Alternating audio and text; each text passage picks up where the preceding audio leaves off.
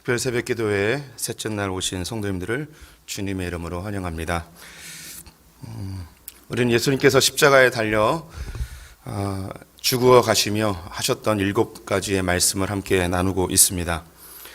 첫 번째 보았던 것이 우리가 십자가 앞에 서게 되면 우리가 죄인임을 입증되어짐이 십자가의 중요한 목적이라고 말씀드렸습니다. 더불어 두 번째가 이 죄인임을 깨달은 우리들이 이 죄의 문제를 스스로 해결할 수 없기 때문에 그 예수님 앞에 우리의 죄를 용서해 달라고, 우리의 죄를 해결해 달라고 주님께 우리를 맡기는 그 현장이 십자가임을 말씀을 드렸습니다.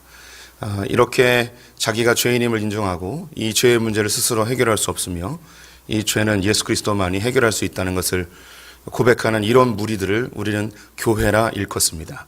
이런 사람들을 제자라 일컫게 되어지죠. 예수님께서는 이 교회 공동체에게 교회를 맡기셨습니다.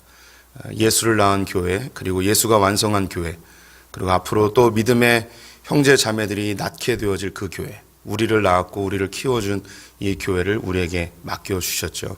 그래서 이 교회는 끊임없이 십자가를 증거해야 하고 복음을 전파해야 될 공동체입니다. 오늘 예수님께서 하셨던 또 다른 말씀, 오늘 가상치론 4번째 시간인데요. 46절 말씀 다시 읽으면서 설교를 본격적으로 시작해 보도록 하겠습니다. 제9시쯤에 예수께서 크게 소리질러 이르시되 엘리 엘리 라마 사박다니 하시니 이는 곧 나의 하나님 나의 하나님 어찌하여 나를 버리셨나이까 하는 뜻이라. 아멘. 예수님이 4번째 십자가에서 하셨던 말씀이 엘리 엘리 라마 사박단입니다.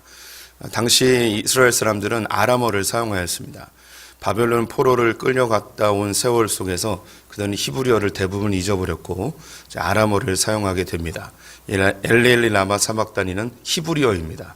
그래서 그 십자가 현장에 있었던 사람들 거의 대부분은 이 말을 이해하지 못하였습니다. 그래서 엘리 엘리라는 말을 하게 되자 밑에 있었던 사람들은 이 죽어가는 스스로 하나님의 아들이라 일컫는 이 사람이 엘리야를 부르나 보다라고 생각을 했던 것이죠. 이 고백 속에서 이것을 해석하면 나의 하나님 나의 하나님 어찌하여 나를 버리십니까? 라는 절규의 뜻이 담겨져 있습니다.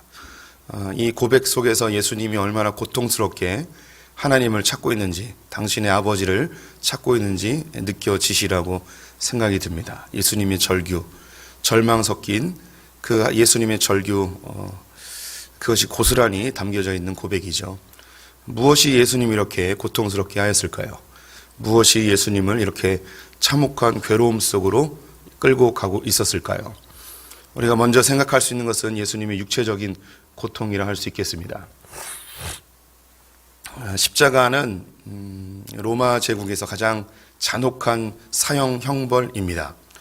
마을의 입구 높은 곳에 십자가를 매달아 놓고 그 위에 죄수들을 못 박아 걸어 놓은 목적은 공포심을 조장하여서 로마 제국에 저항하지 못하도록 하는 것이 가장 중요한 목적이었습니다. 로마의 죄수들은 군병들에게 끌려오면 참혹한 신문 과정을 겪게 됩니다. 엄청나게 구타를 당하게 되는데요. 살이 터지고 근육이 끊기고 탈골되어지고 또 온몸의 뼈가 으스러져 골절되는 일들도 많이 발생하게 되었습니다. 이런 참혹한 신문의 과정 속에서 이 사람이 십자가의 형벌로 판결이 되어진다면 이전에 경험했던 그 고통보다 더 심각한 고통이 그의 뒤를 따르게 됩니다. 로마의 군병들은 채찍으로 이 죄수를 가차없이 내리치게 되는데 이 채찍 끝에는 쇠 조각이나 뼈 조각이 매달려 있습니다. 온몸에 감기어진 이 채찍이 거두어질 때 박히었던 그 쇠 조각과 뼈 조각이 살점을 뜯어내게 되어지죠. 그런 과정 속에서 십자가를 지기도 전에 이미 사망하는 사람들도 나타나게 되어진다고 합니다. 이 로마의 군병들은 고문의 기술자였습니다. 사람들을 어떻게 하면 더 고통스럽게 고문하는지 너무나 잘 알고 있었습니다. 이 십자가 처형을 당하게 되는 사람들은 이런 고문과 채찍과 고통의 과정을 겪고 십자가 형장으로 끌려가게 되어지죠. 십자가 틀에 밧줄이 묶여지고 손과 발에 큰 대못이 박히게 되어집니다. 우리가 생각할 때 이 손바닥에 못이 박히는 것으로 생각하는 분들도 있는데 이 손목에 못이 박히게 되어집니다. 만약에 손바닥에 박게 되어지면 그 체중에 의해서 손바닥이 찢어져 이 죄수는 떨어지게 되어 있습니다. 그래서 이 뼈와 뼈 사이에 못을 박게 되어지죠. 이때 초보 군병들은 자칫 동맥을 상하게 해서 과다출혈로 죽게 됩니다. 하지만 이 십자가 형틀이 이 죄수를 빨리 죽이는 데 목적이 있지 않기 때문에 노련한 로마의 군병들은 이 동맥을 피하여서 못을 박는 기술자들이었습니다. 그리고 발에 또 못을 박아서 고정을 시켜 놓죠. 이 십자가에 달리게 된 이 죄수는 그 모든 체중이 이 십자가 못에 박힌 그 발과 무릎으로 쏠리게 되어집니다. 피가 흐르며 못에 의하여 고통당하는 그 발이지만 체중이 밑으로 쏠리면서 고개가 꺾이게 됩니다. 그러면 숨을 못 쉬게 되죠. 숨이 차오르게 되면 다시 그 고통스러운 발에 힘을 주고 무릎에 힘을 주면서 몸을 꼿꼿하게 세우려는 노력을 하게 됩니다. 숨을 쉬기 위해서 또 다른 고통을 겪게 되고 다리에 힘이 풀리면 또 체중에 의하여 기도가 막히며 숨이 차오르게 되어집니다. 이것을 무한 반복하게 되는데요. 보통은 십자가에 달려서 일주일 정도를 견뎌야 한다고 합니다. 그리고 죽게 되는 것이죠. 기록에 의하면 어떤 죄수는 한 달을 십자가에 매달려 있는 경우도 있다고 합니다. 중동의 날씨를 성도님들이 아시듯이 한낮에는 뜨거운 태양볕에 의하여 웬만한 사람은 견디기도 어려운 정도입니다. 십자가에 달려 기도가 막혀오고 뜨거운 햇빛에 목은 점점 타올라 결국 이 기관지가 달라붙는 현상도 나타나게 되어지죠. 예수님도 십자가에서 돌아가셨는데 예수님이 돌아가신 직접적 원인은 기도가 막혀서 숨을 쉬지 못하셔서 돌아가시게 되어집니다. 로마의 군병들이 자비를 베푼다면 일주일 혹은 더 그 이상의 기간 동안 십자가에 달려 고통을 당해야 될 이 죄수들에게 빨리 죽을 수 있도록 그 다리뼈를 부러뜨리는 것입니다. 그러면 그 체중을 견디지 못해서 기도가 막혀서 빨리 죽게 되어지죠. 예수님께서는 다리가 꺾이지 않고 죽으시게 되는데 그 전에 너무 많은 심한 고문과 폭행을 당하셔서 온몸에 피가 쏟아져 그분은 기진하여서 숨이 막혀 돌아가시게 되어졌죠. 그래서 예수님 죽은 것을 확인하기 위하여 군병들이 창으로 예수님의 옆구리를 찌르게 되어지는 일이 그래서 발생하게 된 것입니다. 예수님이 십자가에 달려 오전 9시부터 오후 3시까지 6시간 동안 극심한 고통 속에 타들어가는 그 목마름 속에 예수님은 철저한 육신의 고통을 오롯이 견뎌내셔야 했습니다. 예수님의 이 고통, 육체적인 고통이 분명히 있었을 것입니다. 오늘 본문을 보게 되면 스폰지에 포도주를 묻혀서 예수님의 입에 갖다 대는 장면도 있었죠. 그렇게 고통스러워하는 그 죄수를 조금이나마 긍휼을 베풀고자 했던 그런 현장도 우리의 눈에 보이기도 합니다. 근데 예수님이 이런 육체적 고통, 이거보다 더 큰 고통이 있었다면 그것은 바로 심리적인 고통이었을 것입니다. 외로움입니다.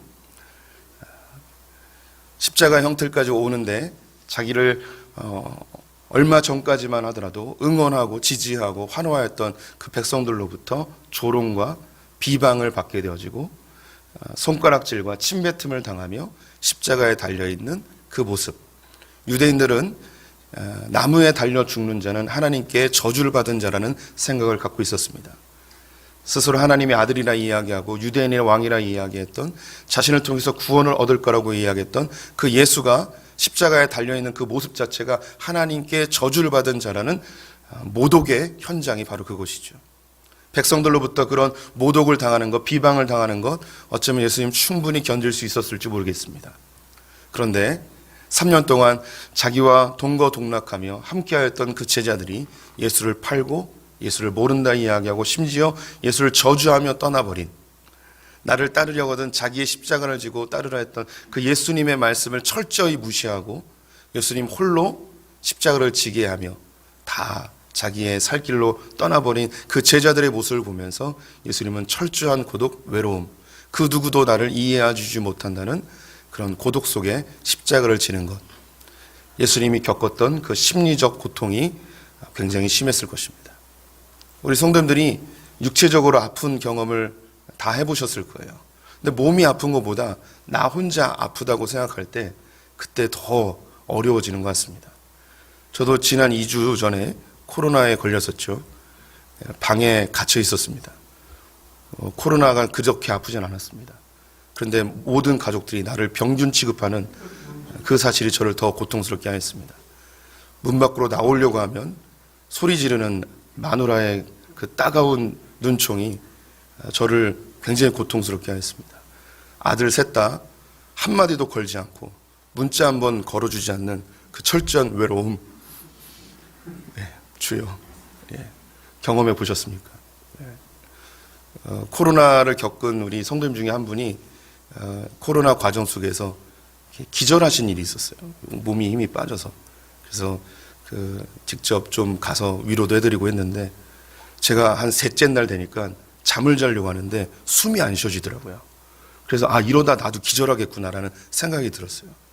홀로 고립돼서 외로움 속에 이 뭔가 질병과 싸운다는 이 현실이 심리적으로 큰 어려움을 겪게 됐습니다. 그래서 그때 깨달았습니다.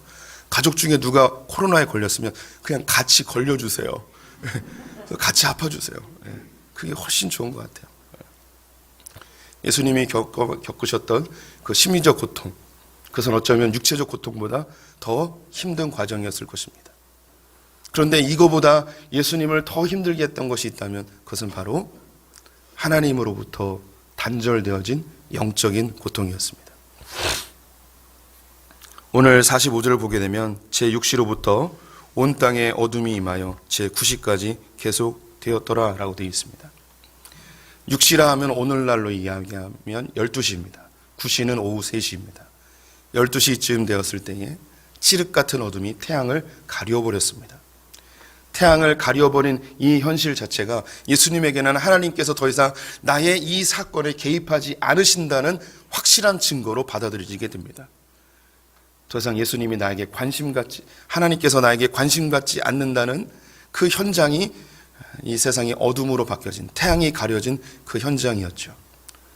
철저하게 고립되어지고 아버지로부터 버림받은 아들의 고통이 그 자리에 그대로 남아있게 됩니다.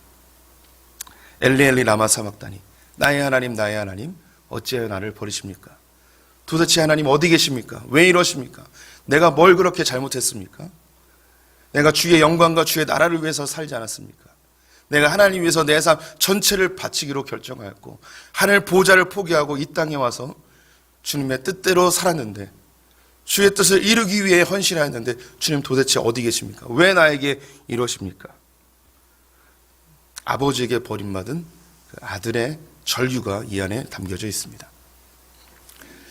제가 자랐던 평택에서 유명한 미혼모 그리고 입양시설이 하나 있었습니다. 그 입양시설의 아이들 중에 상당수가 제가 다녔던 교회에 출석을 하였습니다. 그냥 그 아이들이 그냥 출석한다라고만 생각했는데 제가 유년부 교사를 하게 되었을 때 그 유년부에 이 자매 2명이 오게 되었습니다. 얼굴도 이쁘장하고 참 귀여웠습니다. 근데 그 외모가 저에게 눈길을 끈 것이 아니었고 언니가 동생을 극진히 돌보는 거예요. 그 누구도 주변에서 이 동생을 괴롭히지 못하도록 옆에서 정말 마치 엄마처럼 그렇게 돌보고 있는 것이었습니다. 근데 굉장히 아리따운 그 자매들이었는데 얼굴에 그림자가 드리워져 있었습니다. 몇 개월을 같이 신앙생활을 했어요. 근데 갑자기 동생이 안 보이는 거예요. 왜 동생이 안 보이는가 걱정이 됐습니다. 그 시설에서 오는 아이들이 여러 명 있었기 때문에 직감적으로 알았어요. 입양이 되는 거예요. 두 자매가 같은 시설에 왔는데 동생이 먼저 입양이 됐어요. 그리고 한 3개월쯤 지났을 때 그 언니도 다른 곳으로 입양이 되어졌습니다. 그 시설에 다니는 우리 교회 직원이 한 분 계셨습니다. 그 아이들에 대한 이야기를 묻게 됐습니다. 부모님이 이혼을 하게 됐는데 엄마가 이 두 아이를 맡게 되었어요. 근데 이 엄마가 재혼을 하는 과정 속에 그 남편 되는 사람이 요구한 거예요. 아이들을 버리고 오라고. 이 엄마는 그 새로운 남편을 선택하기 위해서 이 아이들을 버렸습니다. 그때서야 비로소 그 어둠에 가득한 얼굴을 이해하게 됐어요. 부모님 모두에게 버림받은 이 아이들. 그래서 마치 자기가 엄마인 것처럼 동생을 철저하게 돌봐줬던 그 언니의 모습이 제 기억 속에 아직도 생생하게 남아 있습니다. 어린아이들도 부모님께 버림받게 됐을 때 겪게 되는 그 철저한 외로움과 두려움, 공포. 우리 인생 가운데 누군가로부터 철저하게 외면당하고 버림받았을 때 그런 무서운 공포에 다 휩싸이게 될 것 같습니다. 그런데 그런 사람이 아닌 하나님께 버림받는 느낌을 받는다면 우리는 인간에게 당하는 그 배신감보다 더 철저한 본질적인 배신감에 휩싸이게 될 것입니다. 팔복이라는 영상으로 유명한 김우현 씨라고 있습니다. 이분이 만든 다큐멘터리 영상 중에 애통하는 자라는 영상이 있습니다. 평생 주님을 따르다가 자기의 삶에 나타난 엄청난 고난들로 하나님께 울부짖는 선교사님들의 모습, 사역자들의 모습이 그 안에 담겨 있었습니다. 저 중앙아시아에서 열심히 사역하다가 무장강도가 들어 자기의 아내가 자기 눈앞에서 총살당하는 모습을 보는 그 선교사의 울부짖어. 자기의 아내가 죽어가고 있는데 아무것도 하지 못한다는 그 무기력감에 자기 인생을 완전히 다 포기해버리고 싶은 그런 모습.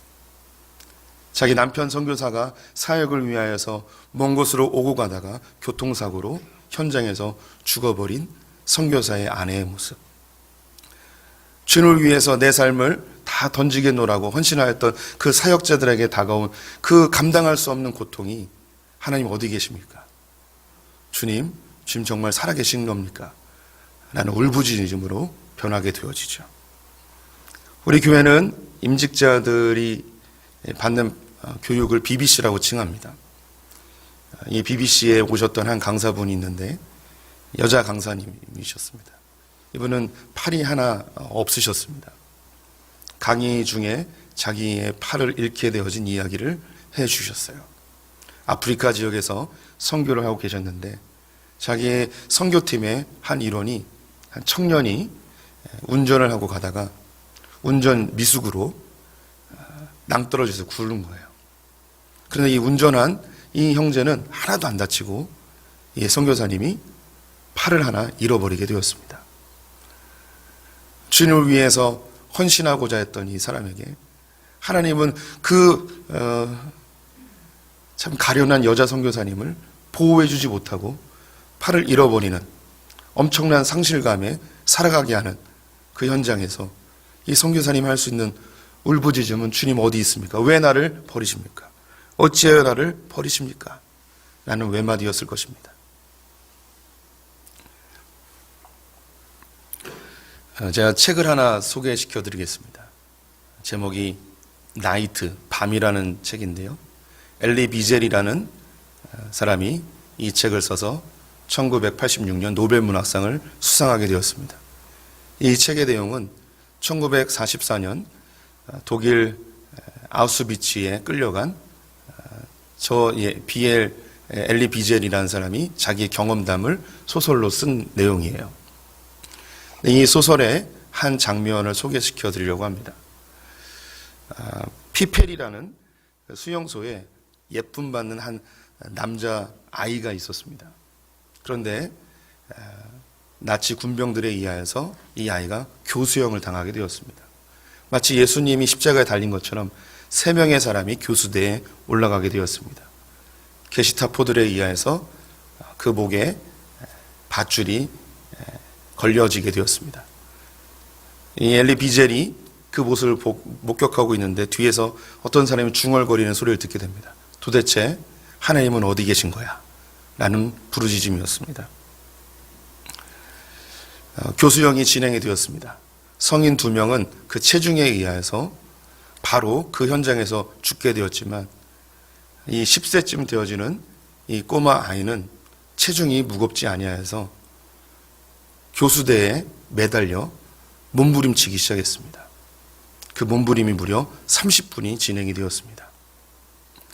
게시타포들은 그 수용소에 있는 죄수들에게 공포심을 조장하기 위하여 한 명씩 그 교수대 앞을 지나가게끔 하였습니다. 엘리 비젤이 그 앞을 지나갈 때 거의 30분이 지났음에도 불구하고 여전히 몸부림치고 있는 그 아이를 보게 되었습니다. 그때 자기 뒤에서 또 중얼거리는 소리를 듣게 됩니다. 도대체 하나님은 어디 계시는 건가? 멀리서 그냥 단순히 인간적인 마음에 어린아이의 죽음을 애통해하던 이 엘리 비젤은 그 가까이에서 그 몸부림치는 아이를 보면서 고통스러웠지만 그 현장에 그 매달려 있는 아이를 보며 예수님을 발견하게 됩니다. 홀로 외로이 죽어가는 몸부림치는 그 아이를 보면서 이렇게 고백하는 장면이 있는데요. 하나님이 어디 계시냐고? 여기가 하나님께서 계신 곳이지. 저기 저렇게 교수대에 매달려 죽어가고 계시지. 그 죽어가는 아이를 보며 홀로 외로이 십자가에 달려 하나님 아버지께 버림받은 그 예수의 죽음이 그대로 오버랩되면서 예수님이 떠오르게 되어졌습니다. 아, 저 자리가 바로 하나님이 계신 자리였구나. 저 자리가 바로 예수님이 죽어갔던 그 자리였구나. 우리가 신앙생활을 하면서 크게 오해하는 것 중에 하나가 신앙생활을 열심히 하고 주님을 잘 믿으면 문제가 해결되고 소원이 성취되고 만사 형통되고 내 인생이 8차선 대로로 열려질 것이라는 그런 기대감이 있습니다. 근데 예수님께서는 우리들에게 자기 십자가를 지고 예수님이 달렸던 그 십자가 위에 함께 달리기를 우리에게 요구하고 있습니다. 우리 성도님들 진짜 십자가를 경험할 때가 언제인지 아십니까? 이 진짜 십자가를 경험하는 이때는 한 명도 예외 없이 모든 크리스찬들이 겪어야 되는 때입니다. 그 현장이 어디냐면 하나님마저 보이지 않는 때입니다. 하나님마저 나를 버리신 것 같고 도대체 하나님 어디 계십니까? 내가 주님을 믿기로 하고 내가 죄인임을 인정하고 주님 때문에 내가 살기로 결정하였는데 주님마저도 나를 버리신 듯한 그 삶의 치욕스러운 그 현장, 하나님 정말 어디 계십니까? 도대체 내가 뭘 그렇게 잘못했습니까? 하며 하나님께마저도 내 신앙이 그렇게 하나님에서 목숨까지도 바칠 거라고 생각했는데 내게 다가온 그 고난과 시련 속에 하나님을 원망하며 주님을 부인하며 주님 정말 어디 있습니까? 회의감마저 들며 철저하게 고립되어진 그 현장이 바로 오롯이 내가 십자가에 달려 몸부림치고 있는 내 힘으로는 그 어떤 것도 할 수 없을 것 같은 그 현장이 바로 십자가입니다. 네, 이 십자가는 그 누구도 예외 없이 모든 크리스찬들이 겪게 되어져야 합니다. 이미 이 현장을 겪어온 분들도 있을 것입니다. 그리고 우리 성도님들 가운데 앞으로 그 현장을 경험해야 되는 분들도 있습니다. 근데 그 현장 속에 우리의 소망이 있다면 예수님은 저 멀리서 그 고난 잘 이겨내라. 그 고난 속에서 네가 의미를 찾아야 돼. 하며 우리에게 훈수 두시는 그런 예수님이 아니라는 겁니다. 그분은 우리보다 먼저 더 철저한 고립과 단절 속에서 십자가에 매달려 고통스러워하며 우리가 겪어야 될 그 모든 고통을 오롯이 예수님도 다 체휼하신 그 주님이 우리의 주님이십니다. 그래서 그 주님의 이름을 임마누엘이라고 합니다. 내가 겪어야 될 그 고통, 이거보다 더한 고통을 다 체득하신 그 예수 그리스도가 우리 성도들의 친구가 되어주시고 우리와 함께 그 십자가에 매달리십니다. 우리는 나 혼자 매달려 있는 것 같은데 내 위에 예수님이 먼저 매달려 있었고 그 매달리신 그 예수님이 우리 성도들을 품고 계시다는 것입니다. 엘리엘리 라마 사박다니, 이 고백은 예수님이 하신 고백이 아닙니다. 사실 이 고백은 다윗이 먼저 했던 고백입니다. 시편 22편 말씀 같이 읽어보겠습니다. 내 하나님이여 내 하나님이여 어찌 나를 버리셨나이까. 어찌 나를 멀리하여 돕지 아니하시오며 내 신음소리를 듣지 아니하시나이까. 내 하나님이여 내가 낮에도 부르짖고 밤에도 잠잠하지 아니하오나 응답하지 아니하시나이다. 나의 하나님 어찌하여 나를 버리셨습니까? 이건 모든 크리스찬들이 한 번쯤 겪어야 될, 아니 인생의 순간에 여러 번 겪어야 될 고백일 수 있습니다. 하나님이 안 계시는 것 같고, 나를 버리신 것 같고, 내가 지금까지 뭐 한 것인가, 내가 믿은 것이 정말 옳은 것인가, 내가 믿는 진리가 진짜 진리인가, 내 신앙마저도 내가 어떻게 할 수 없는, 내가 그렇게 뭔가 괜찮은 사람인 것처럼, 괜찮은 제자인 것처럼 교회를 열심히 하고 하나님의 일에 헌신하여서 내가 괜찮은 신앙인인 것처럼 그렇게 생각했는데, 내게 다가온 그 고난 앞에 내 신앙도 내가 어떻게 할 수 없는 그런 철저한 무력감 속에 내가 죽어지는 현장, 내가 해체되어지는 현장, 그것이 진짜 십자가입니다. 우리 성도님들, 우리 신앙을 우리가 장담할 수가 없어요. 주님이 나를 붙드셔야만 그 고난을 통과할 수 있습니다. 우리에게 소망은 나보다 먼저 그 고난을 겪어내신 예수님이 계시고, 그 고난의 끝에 부활의 영광을 보고 하늘로 멋지게 영광스럽게 승천하신 그 예수님의 증거가 있기 때문에 우리가 이 십자가에 동참하게 되어지면 우리에게도 그 영광이 함께할 것을 우리가 바라볼 수 있기 때문에 견딜 수 있습니다. 십자가를 통과하는 자들에게 진정한 영광의 면류관이 기다리고 있습니다. 그래서 이 십자가를 통과하게 되어지면 우리는 바울과 같은 고백을 하게 됩니다. 갈라디아서 6장 말씀 같이 읽어보겠습니다. 그러나 내게는 우리 주 예수 그리스도의 십자가 외에 결코 자랑할 것이 없으니 그리스도로 말미암아 세상이 나를 대하여 십자가에 못 박히고 내가 또한 세상을 대하여 그러하니라. 우리가 십자가만 자랑한다는 말을 구호처럼 사용합니다. 십자가를 자랑한다는 것은 저는 아무것도 할 수 없습니다. 주님의 은혜가 아니면 한순간도 살 수 없습니다. 저는 나의 신앙마저도 내가 장담할 수 없는 죄인입니다. 주님의 은혜로 이곳까지 왔습니다. 나는 그 고백이 십자가만 자랑하는 것입니다. 예수님이 겪었던 그 철저한 하나님으로부터의 단절, 철저한 외로움, 고독, 내가 해체되어지고 내가 살았던 모든 것이 부정되어지는 그 현장, 그것이 진짜 십자가의 자리입니다. 하지만 두려워하지 마십시오. 그 과정을 통과한 우리들에게 주님의 부활이 기다리고 있다는 사실입니다. 우리 함께 찬양하겠습니다.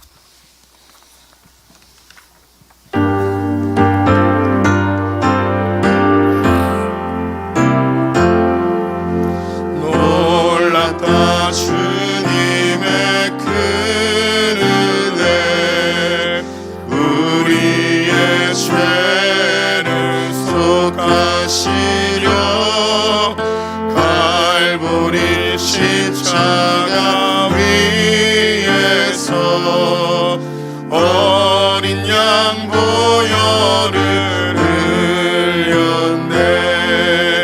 주의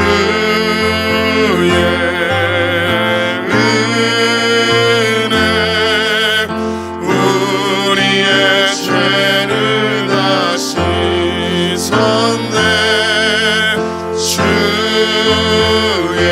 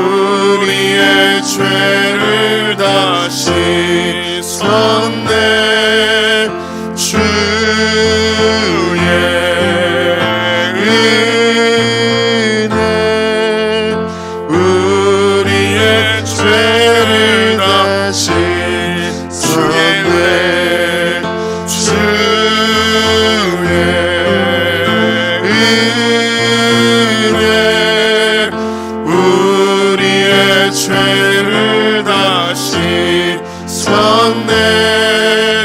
주의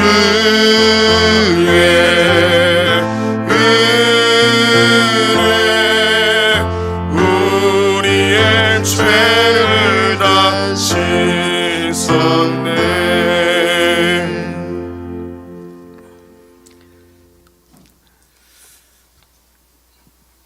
하나님께 철저하게 버림받으며 울부짖은 주님의 그 고백이 우리의 고백입니다. 때로는 주님이 안 계신 것 같고 버림받은 것 같고 나의 신앙이 무의미해 보일 때도 있습니다. 그렇게 내가 해체되어지고 내가 그렇게 물거품처럼 소멸되어지는 그때에 진짜 하나님이 우리의 삶에 드러남을 고백합니다. 하나님, 우리의 신앙, 우리의 열정, 그 어떤 것도 장담할 수 없습니다. 주의 은혜로 우리를 붙들어 주시옵소서.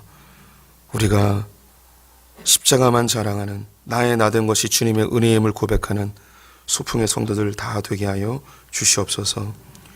결국 나를 해체시키고 주님만이 드러나도록 그 진짜 십자가로 인도하시는 그 주님의 손길에 우리가 저항하지 아니하고 예수 그리스도처럼 죽기까지 순종하는 하나님의 진정한 제자들 다 되게 하여 주시옵소서. 예수님의 이름으로 기도드렸습니다. 아멘.